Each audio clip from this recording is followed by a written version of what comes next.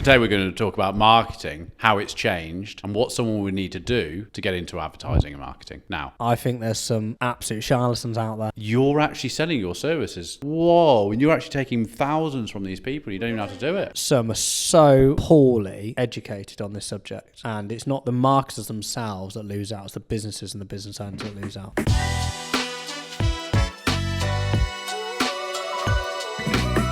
Welcome to the Fake Marketer, everybody. Thank you very much for having me again. Nick and I are back. The boys are back. The boys are back in town. I saw Bad Boys at the weekend. You know, the new Bad Boys film. Oh, I was going to say, you just like found the original, which wouldn't surprise me with you, Michael, to be fair.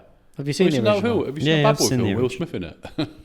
I didn't pay full attention to the original, but I found out that it was Michael Bay's first film. I'm not sure I could sit through it. Michael Bay went on to direct Transformers. Oh, did he? And lots of other stuff, but that was You're one of his these first guys film. who understands the directors of these films. I just like put it on and Not watch. really, Unless it's Steven Spielberg or Guy Ritchie. No, the new Bad Boys film is actually really good. So. Is it? Yeah. Is it not a bit like American? Like, oh, this is just good. No, it's fun. It's good. So just quickly, a little stat for you. Who has grossed the most income from films? What director? What director? Yeah. I don't know. It won't be an obvious one, will I'd it? guess James Cameron. Okay, well, is that your guess? I hate this. Annoys me with people. Well, I don't know who it'd be, but it could be him. Okay, I'm asking you to pick James someone. Cameron. Thank you. Who are you picking? I don't know.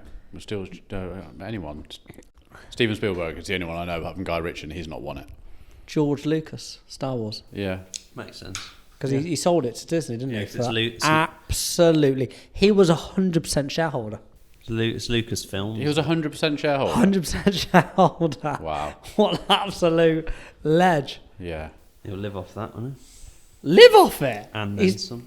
Great grandkids will live off it. Talking about Star Wars, James Blunt's album, which I have to say, James, I haven't stopped listening to it. On the way here, last song I got out of the car, Cold Shoulder.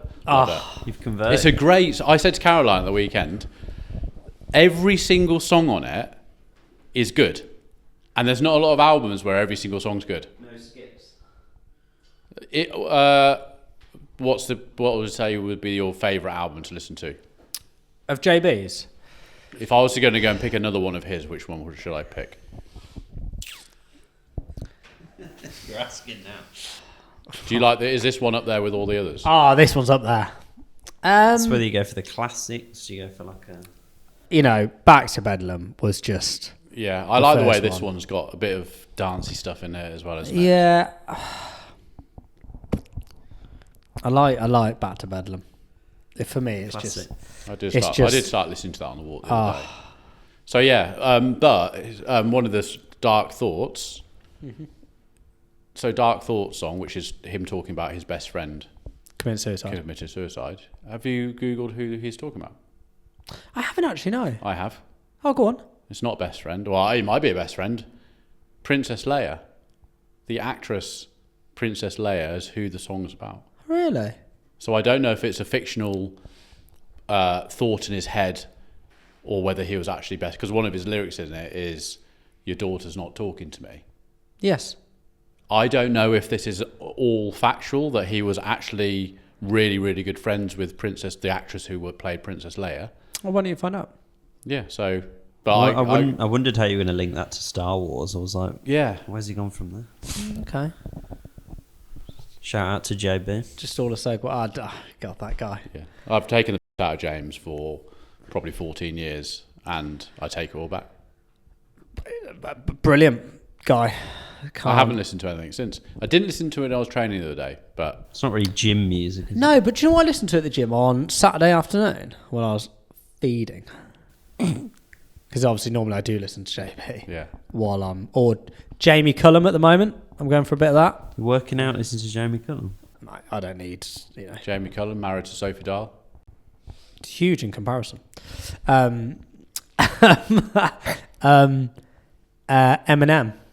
Oh, yeah, he's got a new song out. I was listening to some of the old stuff. But his new one is, we go probably Houdini, which is a remix of his first Slim Shady song. So he's gone like back back to the old school. To the OG.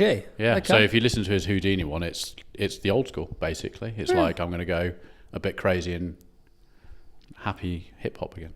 Okay. Cool. Which is good. So today, Nick, because obviously the people are here to. Well, I've thought about this subject, which you're about to introduce by interrupting you. Today we're all over your intro. Today we're going to talk about take over the intro. Today we're going to talk about marketing, how it's changed, and what someone would need to do to get into advertising and marketing. Now, I know that's a huge spectrum, but I've got some thoughts. I think some people are absolutely stealing a living. Yeah. I think there's some absolute charlatans out there. Some fake marketers. I think there are some huge fake marketers, Michael, and it's the only industry where you are in charge potentially of hundreds, if not millions of thousands of pounds, and you do not need any form of education. So it's not like you need to be, obviously for a solicitor, to be a doctor, to be in the financial sector. There's legislation around it. The marketing sphere is the only industry that has so much power and influence where there's no legislation. Yeah. And some, I say some because it's not everybody, some are so poorly educated on this subject. And it's not the marketers themselves that lose out, it's the businesses and the business owners that lose out, which is one of the reasons why we set up this podcast, but it does annoy me. Yeah. But off that onto a positive, which is kind of about what you're saying as well, is Get the guns out. it's if you compare it like you did to a solicitor's or whatever, or a lawyer, marketing or advertising is probably the only profession that spending your time watching what the world is doing and what human beings are doing. Is that one of those free ones? Yes, yes, it was. I can see what you mean. It looks like that running material, isn't it? It is, yeah, but they're actually really good for the gym.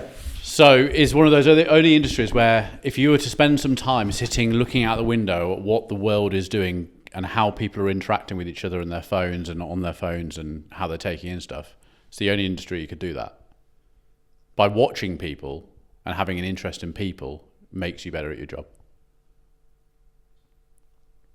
Because you have to have an interest in what people are doing to be good at it. You can't do that as a solicitor, can you?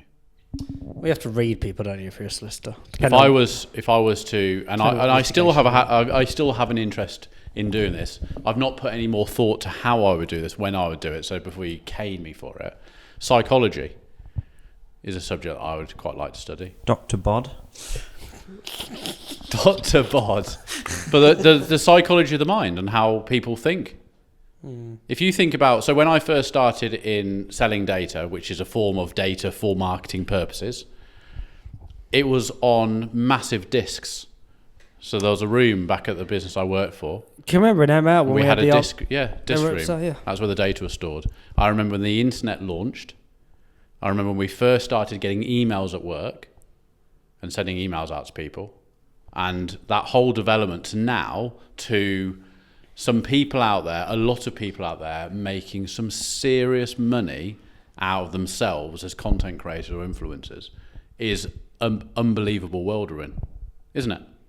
Oh, it's incredible. I people now who are living in places like Bali and stuff, and they're sort of nomads. It's amazing, and they're living on their Wi-Fi. I say even someone like yourself, Michael. Michael could do it. Yeah. Well, we need him here for some photo shoots, but apart from that, I have to come here every Monday. I can't get that far. Why would you not go? Okay, I don't need to be on a shoot for Ruffle or anything for the next 3 weeks. I'm going to go and we could do this over a full day period and an evening. Film 6 weeks work, and we'll see you in 6 weeks. I'm not saying you do it because everyone sometimes, not everyone wants to do that. But I think it's incredible that people have the opportunity. Like, we were sort of similar-ish, but we couldn't have done that. But isn't it amazing how hindsight now for that role is we're saying, and I'm nearly in the position to be able to do that because my kids are older and it's on my agenda to be doing in the next couple of years, is why? Because we've experienced it and we spent all this time in the country and done it, it's why? Like you will only regret not taking that as opportunity, because you and your girlfriend are one day going to have, probably, if you go by whatever society tells us to, you're going to have kids, you're going to get a mortgage, and you're being trapped. You're trapped, but you're trapped by society. You got a house, you got kids, even if you had a house, even if you went, oh no, I've saved up 25,000 for our first deposit, trapped. You're trapped to a bank. Michael is actually saving for a house at the moment. Trapped. I've said to Josh, buy to let rather than your own place. Nick's turned into like Andrew Tate now. Said to him, escape the matrix. Apart from I haven't got that wealth. No, I think it traps us in. The more I think about it, the more I listen to this subject, and the more I see what other people in our industry are doing. Buying a house, if I was to go back now, I don't think I would do it. If I was in Michael's position now, I don't think I'd buy a property unless I was buying it to use as an investment. And it's not an investment unless you're renting it out. So that's what I would do. And I would use the income of that, to put me wherever I wanted to be. But back to our original it kind of stems to nomads. Yeah, it does. But yeah, no, these marketers that are living in Bali or wherever, I think it's brilliant that they're able to do it. But, and this is my skepticism, is what are they actually doing? So like, the guys that, the freelancers that are running paid ads, fine, to a degree. I sort of get it.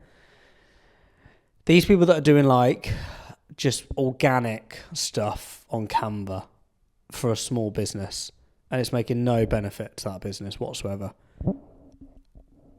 and they're charging that business, that small little firm in Leamington or Warwick or wherever you're based, just so he or she can go and live in Bali, I think it's utter nonsense. Yeah, but how do we know it's not working for that business? Or you talking about creating some creative for an ad that then flops? Yeah. Or are you talking about like creative for their website, or helping doing their organic? Just their organic social.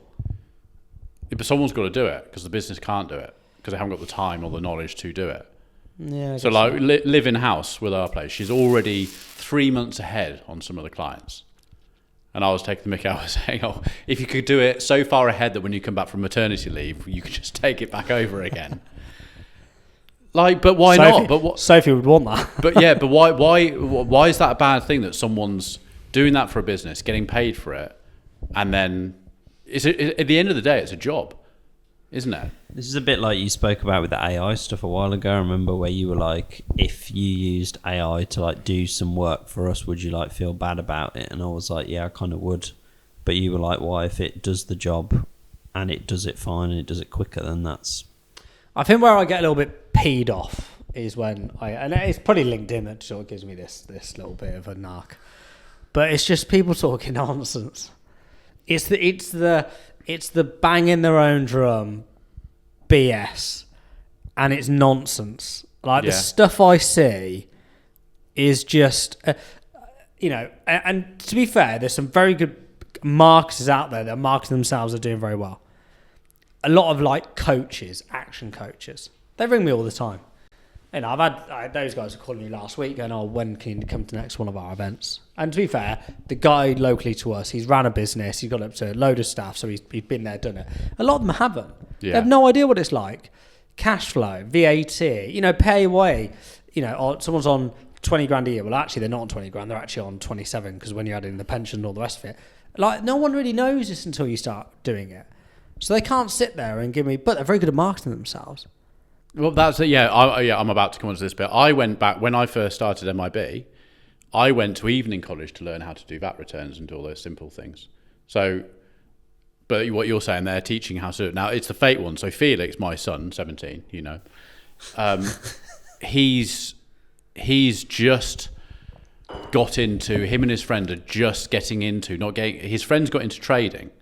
And he said, "Oh, so-and-so is making all this money out of trading." And I'm like, okay, we've all been there. We've all seen these things. And basically what's happening now is these trading coaches you can make £1,000, if not 10,000, from your phone every single day, is pulling these 17-year-olds in, and it's just stripping them. I've seen that ad, and it's like a young guy with like some man bag on. Who's hired a Lambo for the day. Pulls up in a Lambo.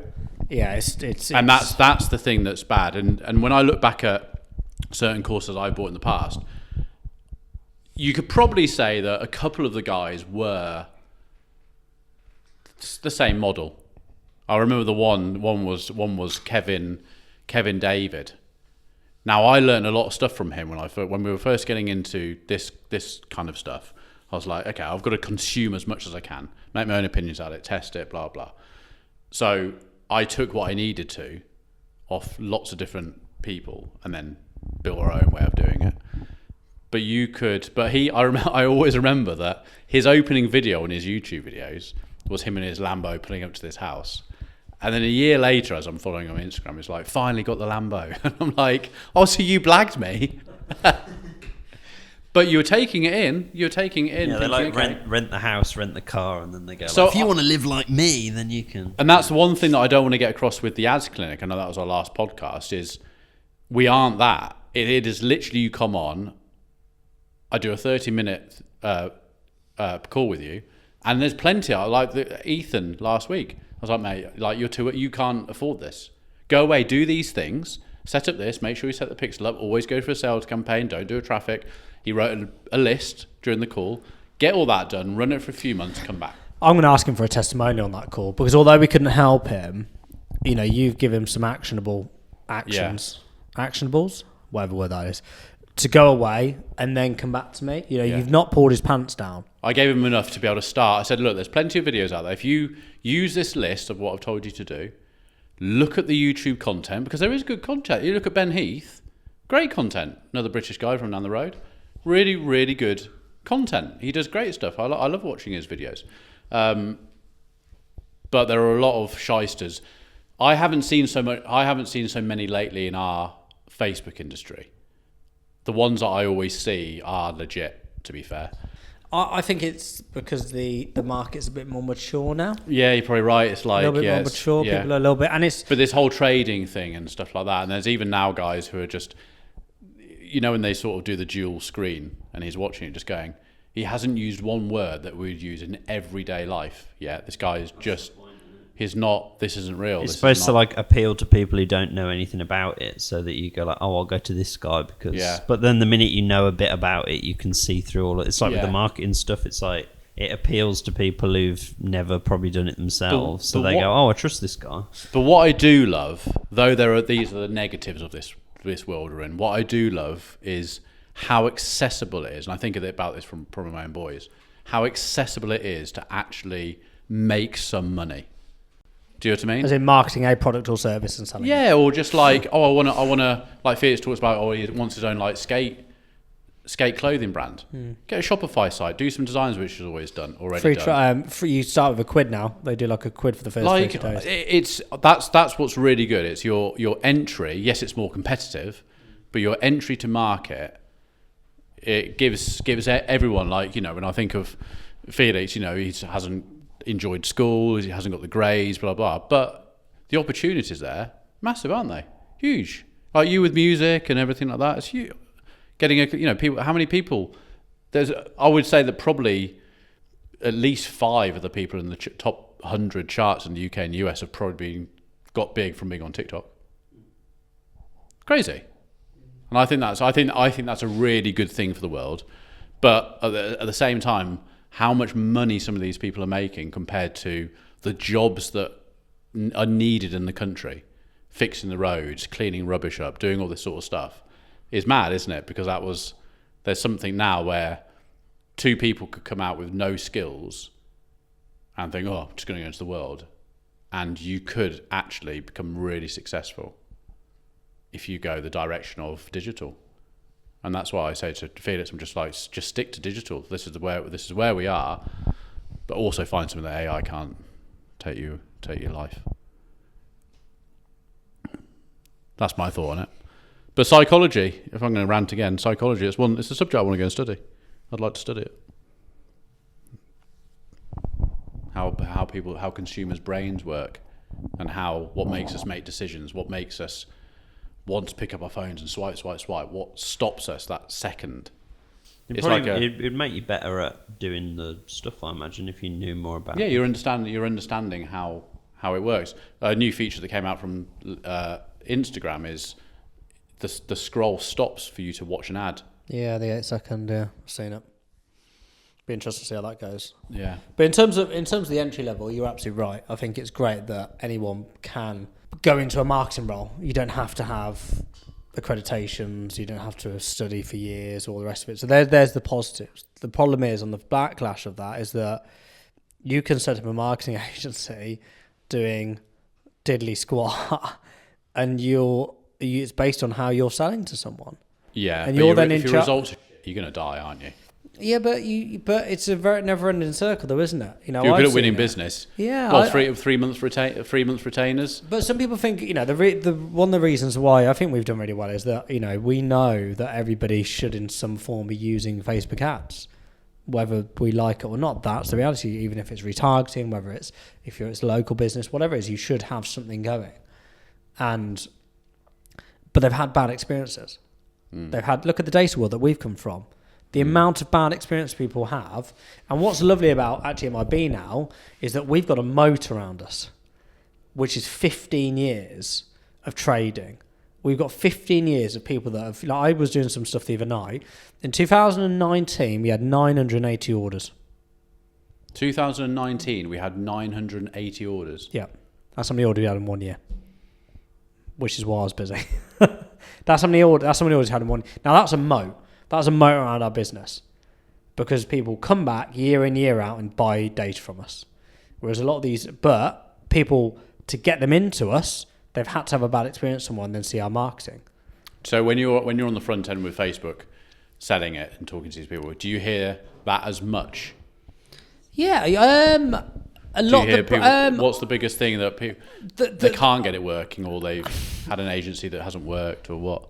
A lot of the businesses, to be fair, the ones I speak to mostly are referrals that have seen us on LinkedIn or been referred or friended. They're normally typically smaller businesses, which is why I say, look, you're pretty not ready yet. I know a lot of the businesses that we get passed on from sort of partner agencies that Jake deals with more, they're a more mature business. They've been running ads. They're just having a bad experience with their agency. But I don't think they are having a bad experience. It's just that they're probably not getting the results they want. Because they've probably been sold a dream by something on LinkedIn, or sold a dream on some line going, God, you should be doing 8 ROAS or 20 ROAS. If not, you're a loser. It's like, well, actually, is our agency very good?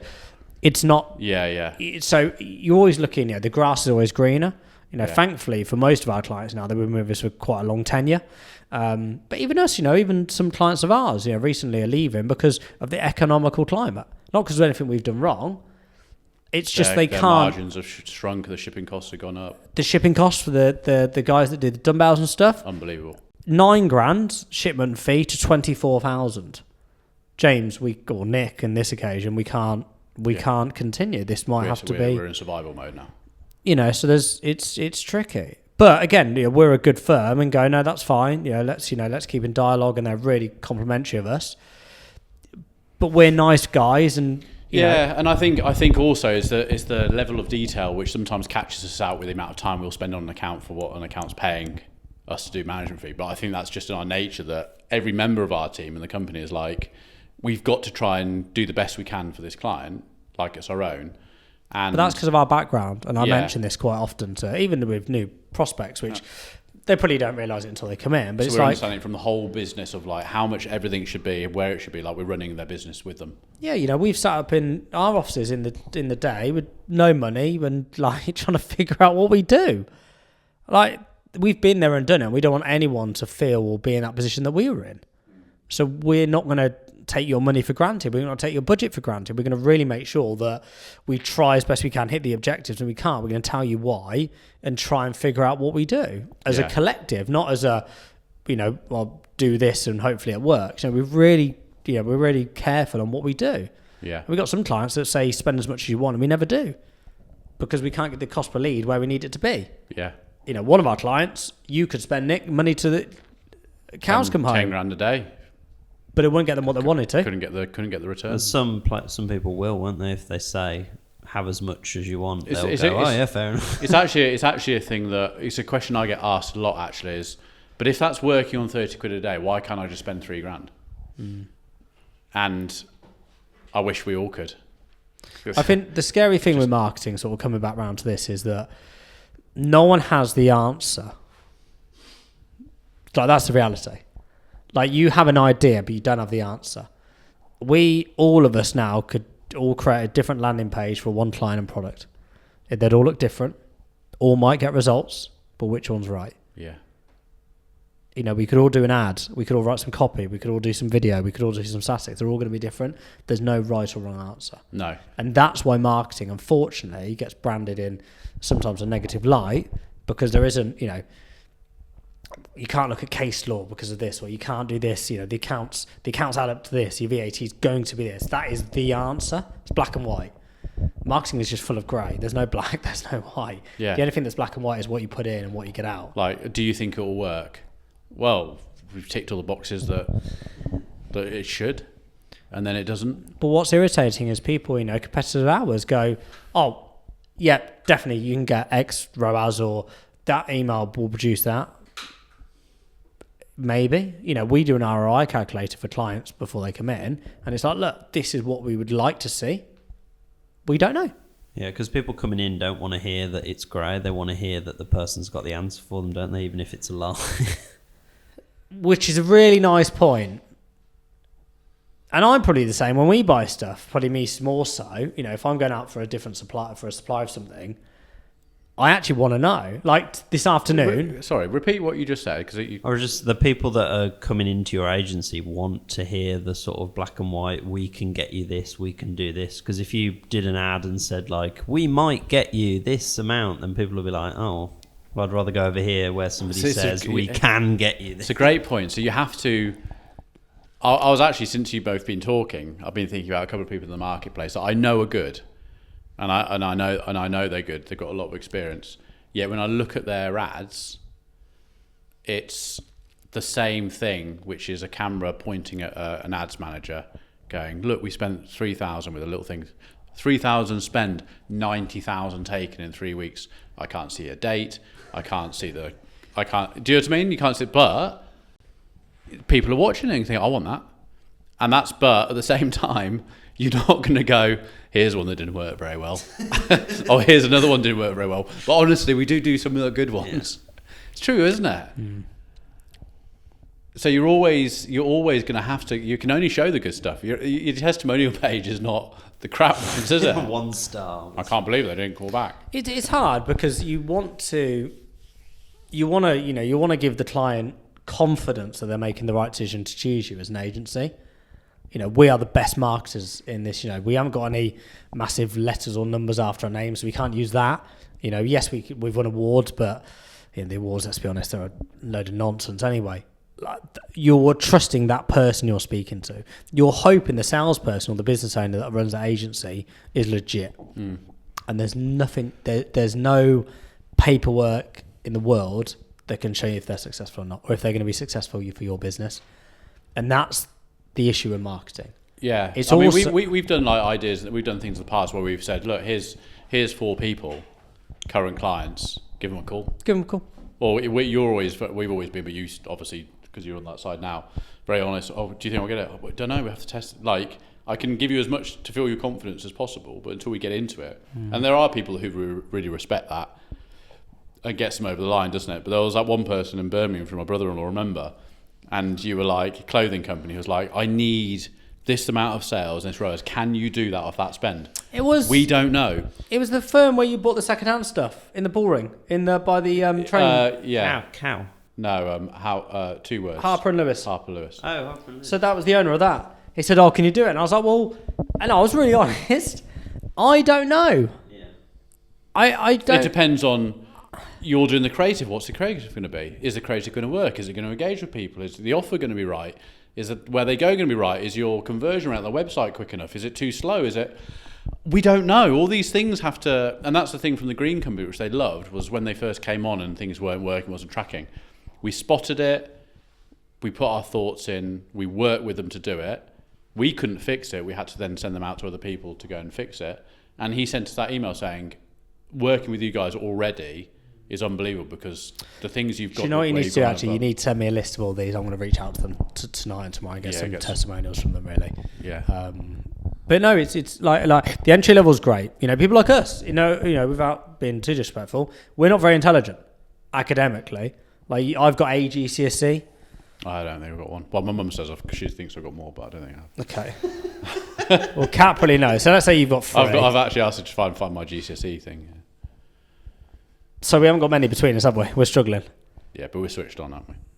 But we've done well at marketing, creating what we've done and helping businesses market. If it was, the reality is, if we had to go to university, we would wouldn't have been different paths. I might be in Bali. God, I wish. But no, we don't never know, do we? So actually, that's the positive from that. But where I get a real bee in a bonnet is the people that get shafted. And there's so many of them even today, especially in this digital world. Yeah. Look at the issues we have with clients, accounts being owned by an agency or an ex-employee or... 2 at the moment. We have never done that. We've even if we have set it all up in their name. Everything. We are a partner. Some people could listen to this. They go, "Oh, I wouldn't do it like that." But we're having to go through to where they own it. The agency owns it. We're having to share. It's like, why would you do that? Or agencies I've even had on the ads clinic, and I've gone in to help them with their ads, and I'm going, you're actually selling your services. You're running a traffic campaign for all your clients instead of a lead gen campaign. And I'm going in to help, and it's like, whoa! And you're actually taking thousands from these people. You don't have to do it. And there was, and I won't mention her name. She was part of the ads clinic. She's on LinkedIn spouting a load of nonsense. I know that she's been trained with Nick once a week with her team to learn how to run ads. Yet on LinkedIn, she's part of these pods and she's getting all these likes, and I'm like, and it's nonsense. It's utter nonsense. Yeah. As we end it there. That one was just baffling to me. Absolutely baffling. Fair play. But it's fair play because they're getting away with it, and there's probably some really good skills there. It's just not that bit. Marketing. That's marketing. And we're the same for our own good. Someone, we've got a client or 2 at the moment saying, "Can you do this? We want you to do this." We're not good enough at it. I had a call so we're not going to lose the whole account because we've ruined part of it. No. I had a call actually. They wanted PPC, and I said, we like last week on the email, I said we don't do PPC. Could you help us with LinkedIn? Got on the phone with them. So what do? So they actually do the audio for like cultural. So you go to a museum and they'll do the audio guides, and they'll actually sometimes staff it. So they do like a lot of football clubs and stuff. It's really cool, really interesting. And they were like, we want to do some LinkedIn campaigns. So I was like, okay, what's your average order? I don't know. Here we go. Here's the numbers. Okay, what's the lowest product barrier to entry? About $5,000. Okay. If I gave you 10 leads, how many would you close? I don't know. About, some wouldn't be, but the usual excuses come out. Really nice, by the way. I don't know, 1. Okay, so 1 in 10, $5,000. Your margin on that's probably 50% at best. It's $2,500. 10 leads using LinkedIn at the moment. You're not far. So I said, I've seen people spend thousands and not even get one lead. I know. So I said, look, if I reverse engineer this very quickly for you, LinkedIn isn't probably the best place for you right now. I said, what I would do is buy an email list for, create a cultural locations, sports clubs, doing a cold email, plain text. I said, it's going to cost you £350 for 1,000. Do the plain text emails or HTMLs in-house. Use a big, Instiller or whomever, and just get them whacked out. So they've come to us with this idea. We want to use LinkedIn. They've left going, actually, we don't need LinkedIn at all. And we're going to do something that's cost us probably a tenth of what it could have done. A lot of people who have carried on selling that in and failed. Got them on a 3-month retainer, chased the debt afterwards, unless they got paid up front. There are agencies, we know, there's agencies that are just built around that. Yeah, but it comes round. I'm a true believer it comes around, and then people really appreciate it. So they're like those. I'm going to introduce them to So Amply for employee advocacy, because there's quite a few of them, to still use LinkedIn because they really want to, get the engagement from their staff, and they're going to do cold email. Perfect. And that's marketing. Really understanding the need, understanding what their objective is, budget, knowing the numbers, and then giving them a solution which is right for them, not what's going to, essentially benefit me and me, the salesperson, or me, the agency. It's about the client and the client only. And on that note, we're going to end it there. Nick and I are now going to discuss what marketing we've seen this week. So if you head over to our YouTube channel, you'll see the nonsense that we've seen this week online. Bye-bye.